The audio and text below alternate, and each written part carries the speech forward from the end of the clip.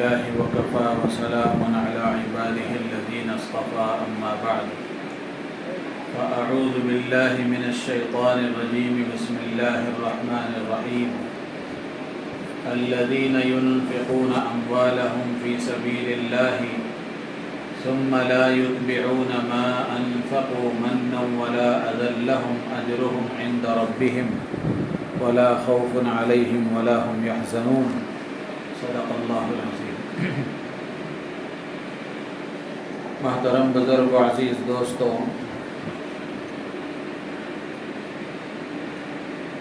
سورہ بقرہ کی ایک آیت آپ حضرات کے سامنے تلاوت کی گئی ہے۔ الحمدللہ آج سورہ بقرہ مکمل ہو گیا۔ جیسے سورہ فاتحہ اور سورہ بقرہ کی کچھ فضیلتیں آپ حضرات کے سامنے کل عرض کی گئی، اسی طریقے سے سورہ بقرہ میں ایک آیت ہے جس کو آیت الکرسی کہتے ہیں۔ اس کی بھی بڑی فضیلتیں حدیث میں آئی ہیں۔ اللہ کے نبی علیہ السلام نے اس کو ساری آیتوں میں سب سے افضل آیت قرار دیا ہے۔ ایک روایت میں آتا ہے اللہ کے نبی علیہ السلام ارشاد فرماتے ہیں کہ سورہ بقرہ میں ایک آیت ہے جس کو سیدۃ آیات القرآن یعنی قرآن کی آیتوں کی سردار کہا جاتا ہے۔ جس گھر میں یہ آیت پڑھی جاتی ہے، جس جگہ یہ آیت پڑھی جاتی ہے، اس جگہ سے شیطان نکل کر بھاگ جاتا ہے۔ ایک اور روایت میں اللہ کے نبی علیہ السلام نے ارشاد فرمایا، جو آدمی ہر فرض نماز کے بعد آیت الکرسی پڑھا کرے اور آیت الکرسی پڑھنے کا اہتمام کرے تو اس کو جنت میں داخل ہونے سے سوائے موت کے کوئی اور چیز روک نہیں سکتی۔ یعنی مرنے کے فوراً بعد وہ جنت کے آثار، وہاں کے راحت و آرام کا مشاہدہ کرے گا، وہاں کی ٹھنڈی ہوائیں اس کو نصیب ہوں گی۔ تو ایسی عظیم الشان آیت الکرسی ہے، ہر مسلمان کو یاد کرنا چاہیے، اور اس میں اللہ تعالیٰ کی بڑی عجیب و غریب صفات بیان کی گئی ہیں۔ اس کی اگر تشریح اور توضیح کی جائے تو بہت لمبا وقت درکار ہے۔ کسی ترجمہ قرآن میں اٹھا کر دیکھیں ہم کہ اللہ تعالیٰ نے اس میں اپنی کتنی صفات کا ذکر فرمایا ہے۔ بڑی عظیم الشان صورت ہے اور بڑی فضیلت والی آیت ہے۔ اسی طریقے سے سورہ بقرہ کی آخری دو آیتیں آمن الرسول سے لے کر ختم تک، یہ دو آیتیں بھی بڑی فضیلت والی آیتیں ہیں۔ ان کی بھی حدیثوں میں بڑی فضیلتیں آئی ہیں، بڑے بڑے فضائل اللہ کے نبی نے بیان فرمائے ہیں۔ ایک روایت میں آتا ہے اللہ کے نبی علیہ السلام ارشاد فرماتے ہیں کہ سورہ بقرہ کی یہ دو آیتوں کو اللہ تعالیٰ نے جنت کے خزانوں میں سے نازل کیا ہے، اور یہ دو آیتیں وہ آیتیں ہیں جن کو اللہ تعالیٰ نے تمام مخلوقات کے پیدا کرنے سے 2000 سال پہلے خود اپنے ہاتھ سے اللہ نے اس کو لکھ دیا ہے۔ ایک اور روایت میں اللہ کے نبی علیہ السلام ارشاد فرماتے ہیں کہ سورہ بقرہ کو اللہ تعالیٰ نے ان دو آیتوں پر ختم فرمایا ہے جن دو آیتوں کو اللہ تعالیٰ نے اس خاص خزانے سے مجھے عطا فرمایا ہے جو عرش کے نیچے ہے۔ آگے اللہ کے نبی علیہ السلام اپنے ماننے والے امتی سے، ہر مسلمان سے اللہ کے نبی علیہ السلام یہ حکم دیتے ہیں کہ جس طرح اللہ تعالیٰ نے خاص خزانے سے یہ مجھے عطا فرمایا ہے تو لہذا تم اس کو خاص طور سے سیکھنے کی کوشش کرو، اس کو سیکھو اور اپنی عورتوں کو، اپنے بچوں کو سکھاؤ۔ اللہ کے نبی نے اس کا حکم دیا ہے، اس کی تعلیم دی ہے۔ تو اس لیے یہ دو آیتیں سورہ بقرہ کی آخر کی بڑی فضیلت والی، بڑی عظیم الشان ہے۔ اسی لیے حضرت عمر فاروق رضی اللہ تعالیٰ عنہ اور حضرت علی المرتضیٰ رضی اللہ تعالیٰ عنہ دونوں خلفاء اربعہ میں سے ہیں، جلیل القدر صحابہ ہیں۔ تو حضرت عمر فاروق رضی اللہ تعالیٰ عنہ نے اور حضرت علی المرتضیٰ رضی اللہ تعالیٰ عنہ نے فرمایا کہ کوئی آدمی جس کو اللہ نے تھوڑی سی بھی سمجھ اور عقل عطا فرمائی ہے، وہ رات میں ان 2 آیتوں کو پڑھے بغیر نہیں سوئے گا۔ اس لیے کہ ایک اور روایت میں اللہ کے نبی علیہ السلام نے ارشاد فرمایا کہ جو آدمی رات میں یہ 2 آیتیں سورہ بقرہ کی پڑھ کر سوتا ہے، یہ 2 آیتیں اس کے لیے کافی ہو جاتی ہیں۔ کس سے کافی ہو جاتی ہیں؟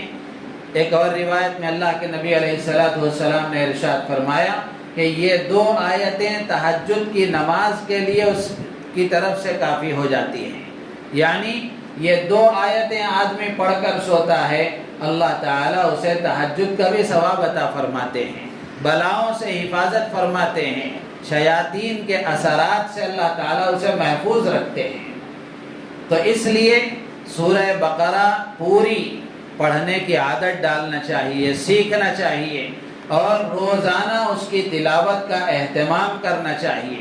اب ہوتا یہ ہے کہ آدمی ذرا کاروبار میں نقصان دیکھتا ہے، طبیعت میں کچھ فرق دیکھتا ہے، گھر میں اکثر لوگ بیمار ہونا شروع ہو جاتے ہیں، تو یہ وہم شروع ہو جاتا ہے کہ کسی نے کچھ کرا دیا ہے، کسی نے کچھ کرا دیا ہے، یا کوئی اثر مجھ پر ہو گیا ہے، کسی شیطانی اثر کا شکار ہم ہو گئے ہیں۔ کسی شیطانی اثر کا کوئی شکار آدمی نہیں ہوتا۔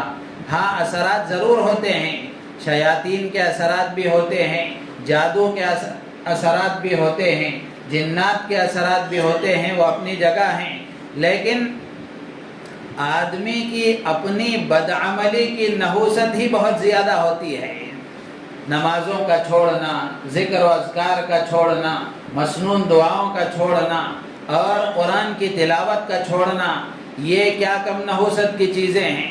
انہی نحوست کے اعمال کی اور حرکتوں کی وجہ سے آدمی پریشانیوں کا شکار ہوتا ہے۔ لیکن آدمی آسانی کے ساتھ یہ سوچ لیتا ہے، اپنے اعمال پر نظر کرنے کے بجائے، اپنے رات و دن کے نظام پر غور و فکر کرنے کے بجائے سیدھے آدمی یہ سوچ لیتا ہے کہ کسی نے کچھ کرا دیا ہے یا کسی کا کچھ اثر ہو گیا ہے۔ تو اس وقت ہر مسلمان کو آپ دیکھیں، ہر گھرانے میں یہ باتیں عام ہیں۔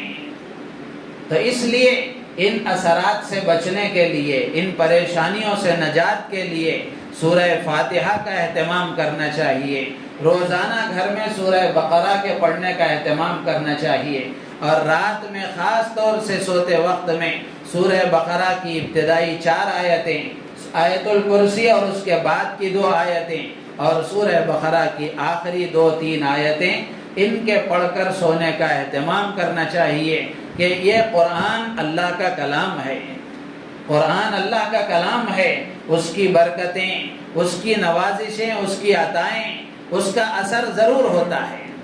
تو اس لیے قرآن سے وابستہ ہونے کی کوشش کرنا چاہیے، قرآن سے اپنا تعلق مضبوط کرنے کی کوشش کرنا چاہیے، روزانہ قرآن کی تلاوت کا معمول بنانا چاہیے۔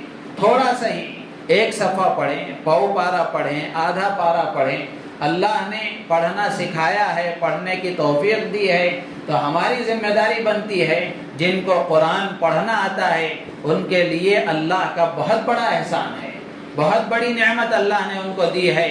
اتنی عظیم الشان نعمت کے ہوتے ہوئے آدمی اس کا استعمال نہ کرے تو اس کو دنیا کیا کہے گی۔ ایک آدمی کے پاس کسی مصیبت سے بچنے کا سامان موجود ہے اور آدمی مصیبت میں مبتلا ہے، اب اس مصیبت سے نکلنے کا راستہ اس کے پاس خود موجود ہوتے ہوئے آدمی اور دوسری جگہ تلاش کرے تو اس کو کیا کہیں گے۔ تو اس لیے قرآن کے ساتھ اپنے آپ کو وابستہ کرنا، قرآن کی تلاوت کا معمول بنانا، یہ انتہائی ضروری ہے۔ جس گھر میں قرآن کی تلاوت ہوتی ہے اس گھر میں اللہ کی رحمتیں نازل ہوتی ہیں، برکتیں نازل ہوتی ہیں، شیاطین کے اثرات سے وہ گھر پاک و صاف ہو جاتا ہے، اور گھروں میں الفتیں محبتیں پیدا ہوتی ہیں۔ تو اس لیے یہ کچھ فضیلت سے متعلق باتیں تھیں جو آپ کے سامنے عرض کی گئیں۔ یہ اس لیے عرض کی گئی ہیں تاکہ ہر مسلمان سیکھنے کی کوشش کرے، پڑھنے کی کوشش کرے، عمل میں لانے کی کوشش کرے۔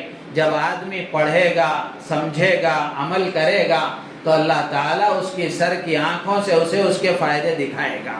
اللہ تعالیٰ ہمیں عمل کی توفیق عطا فرمائے۔ ایک اور آیت سورہ بقرہ کی میں نے آپ کے سامنے عرض کی ہے، تلاوت کی ہے۔ اس میں اللہ تعالیٰ نے بڑی اہم بات ارشاد فرمائی ہے۔ رمضان کا مبارک مہینہ ہے۔ رمضان کے مبارک مہینے میں عموماً جیسے نمازوں کے اہتمام کا ایک ماحول ہوتا ہے، قرآن کی تلاوت کا بھی ایک ماحول ہوتا ہے، اور روزے کا اہتمام ہوتا ہے، تراویح کا اہتمام ہوتا ہے، اسی کے ساتھ ساتھ سخاوت کا، اپنے مال کو خرچ کرنے کا، غریبوں کا خیال کرنے کا، اللہ کے ضرورت مند بندوں کی ضرورتوں کو پورا کرنے کا بھی ایک ماحول ہوتا ہے۔ ہر مالدار جس کو اللہ نے کچھ مال و دولت عطا فرمائی ہے وہ خرچ کرتا ہے، اپنا مال خرچ کرتا ہے۔ تو اس میں اللہ تعالیٰ نے خرچ کرنے والوں سے متعلق ایک اہم بات ارشاد فرمائی ہے کہ آدمی صدقہ دیتا ہے، اللہ کے نام پر کچھ خرچ کرتا ہے تو اس کے کچھ شرائط ہیں۔ صدقے کے قبول ہونے کے لیے اور اللہ کے نام پر دیے جانے والے مال کے قبول ہونے کے لیے کچھ شرائط ہیں۔ ان شرائط کا لحاظ رکھا جائے گا تب وہ صدقہ اللہ کے ہاں قابل قبول ہوگا، ورنہ پھر وہ صدقہ اللہ کے ہاں بالکل قابل قبول نہیں ہے۔ تو اس میں سب سے پہلی شرط یہ ہے کہ وہ مال حلال ہو، مال حلال ہو۔ حرام مال سے آدمی کتنا بھی صدقہ کرے اس کا پائی برابر بھی اس کو اجر و ثواب ہرگز نہیں ملتا، بلکہ حضرت سفیان ثوری رحمۃ اللہ علیہ بڑے بزرگوں میں گزرے ہیں، تابعین میں سے ہیں، وہ فرمایا کرتے تھے کہ حرام مال سے صدقہ کرنا ایسا ہے جیسے کسی کپڑے پر پاخانہ لگا ہوا ہے تو اس کو پیشاب سے دھونا۔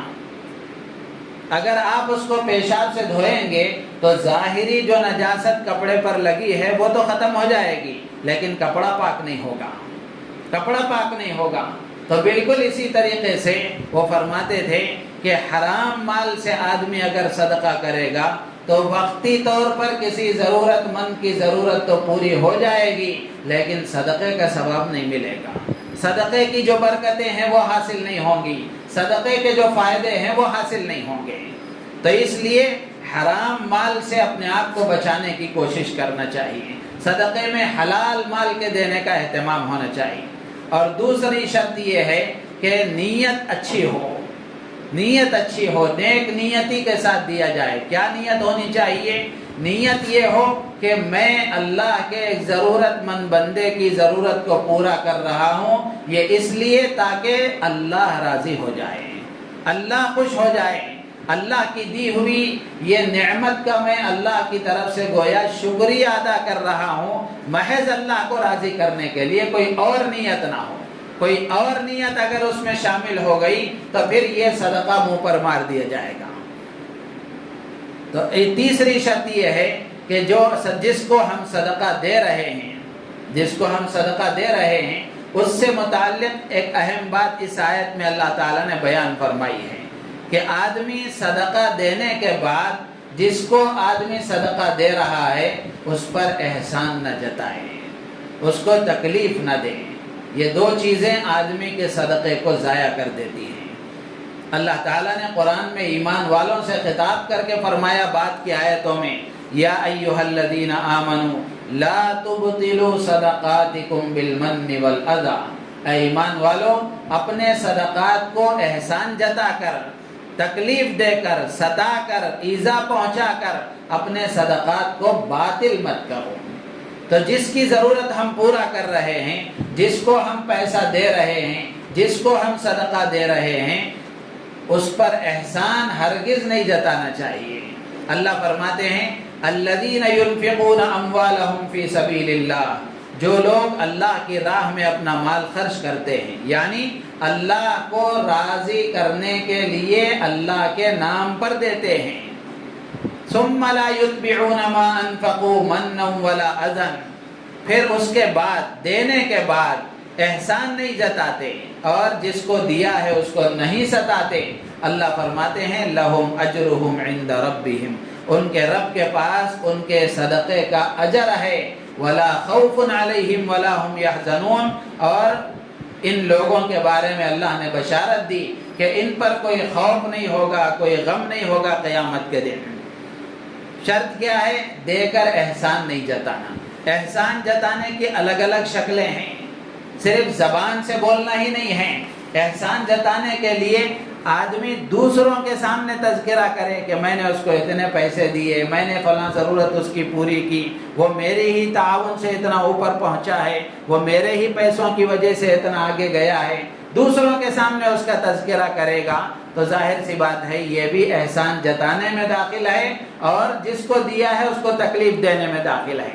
بلکہ ایک بزرگ گزرے ہیں حضرت عبد الرحمن ابن زید رحمۃ اللہ علیہ، ان کے والد کے حوالے سے وہ نقل فرماتے ہیں کہ ان کے والد کہا کرتے تھے کہ جب تم کسی کو کچھ دو اور پھر اس کے بعد اگر تمہارے سلام سے اس کو کوئی تکلیف پہنچتی ہے تو اس کو سلام بھی مت کرو، یعنی دینے والا یہ سمجھتا ہے کہ جس کو میں دیا ہوں اس کو میں سلام کر رہا ہوں، تو وہ لینے والا یہ سمجھتا ہے کہ یہ احسان جتانے کے لیے سلام کر رہا ہے اور وہ احسان یاد دلانے کے لیے سلام کر رہا ہے۔ لینے والا اگر ایسا سمجھتا ہے تو دینے والے کو یہاں تک احتیاط کرنا چاہیے کہ سلام سے بھی اپنے آپ کو بچائے تاکہ اس کو تکلیف نہ ہو۔ اب ہم اپنے معاشرے کا جائزہ لے کر کے دیکھیں، جو 4 پیسے خرچ کرتے ہیں، اب وہ 4 پیسے خرچ کرنے کے بعد آدمی اتنا ڈھنڈورا پیٹتا ہے کہ وہ بیچارہ مجبور آدمی، ضرورت مند آدمی شرم سے اس کا سر جھک جاتا ہے۔ اب تو موبائل مل گیا ہے، فوٹو چھپوانے کا اور فوٹو کھنچوانے کا ایسا رواج بن چکا ہے کہ اب اخلاص نام کی کوئی چیز نہیں رہی۔ تو اس لیے احسان بالکل نہیں جتانا چاہیے، بلکہ خاص طور سے اپنے رشتہ داروں میں، اپنے دوست و احباب میں، اپنے پڑوسیوں میں جو ضرورت مند ہیں ان کی ضرورت کو پورا کرنے میں اپنے صدقے کو مقدم کرنا چاہیے، لیکن جو مجبور اور ضرورت مند رشتہ دار ہوتے ہیں وہ اپنے مالدار رشتہ دار سے کچھ تعاون لینا پسند نہیں کرتے۔ وہ اس لیے پسند نہیں کرتے کہ لینے کے بعد ان کا رویہ بدل جاتا ہے، ان کا رویہ بدل جاتا ہے۔ عموماً یہ دیکھا گیا ہے کہ غریب رشتہ دار کے بچے مالدار رشتہ دار کے گھر کے نوکر گویا بن جاتے ہیں، ان کے بچوں کو کام کرنے کے لیے استعمال کیا جاتا ہے، ان کی بچیوں کو نوکر سمجھا جاتا ہے اور ایک حقیر نگاہ سے دیکھا جاتا ہے۔ یہ سب احسان جتانے میں شامل ہے اور یہ سب ایذا اور تکلیف پہنچانے اور ستانے میں شامل ہے۔ تو اللہ تعالیٰ فرماتے ہیں کہ اپنے صدقات کو احسان جتا کر، تکلیف پہنچا کر اپنے صدقات کو باطل اور ضائع مت کرو۔ تو یہ موقع ہے دینے کا، اور مزاج بھی ہوتا ہے دینے کا، ماحول بھی ہے خرچ کرنے کا۔ تو اس لیے ایسے موقع پر ہمیں اس بات کا خیال رکھنا چاہیے کہ ہمارے صدقات ضائع نہ ہوں۔ ہم صرف اور صرف اللہ کو راضی کرنے کے خاطر، صرف اور صرف اس لیے تاکہ اللہ راضی ہو جائے، اس نیت سے اگر ہم خرچ کریں گے تو ظاہر سی بات ہے کہ ہمارے اندر سامنے والے پر احسان جتانے کا کوئی جذبہ آئے گا ہی نہیں۔ اللہ تعالیٰ سے دعا ہے اللہ تعالیٰ ہم سب کو ان باتوں پر عمل کی توفیق عطا فرمائے، ہماری نیتوں میں اخلاص پیدا فرمائے۔